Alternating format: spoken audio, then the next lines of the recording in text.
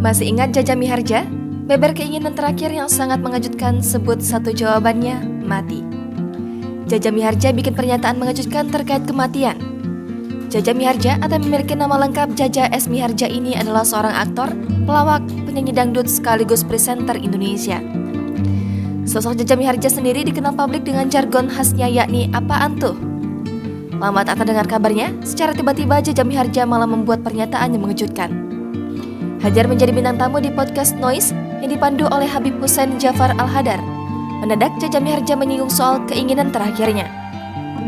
Awalnya, Habib Hussein sebagai pembawa acara bertanya terkait keinginan Jaja Miharja yang belum kesampaian sampai sekarang.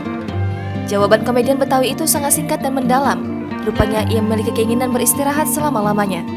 Bukan tanpa alasan, Jaja menginginkan hal tersebut karena semua hal yang berkaitan dengan duniawi telah terpenuhi.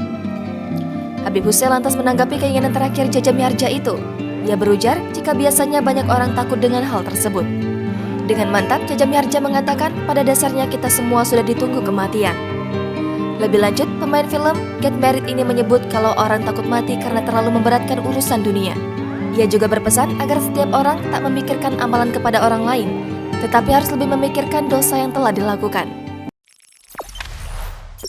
Jangan lupa subscribe, share, komen, dan like ya!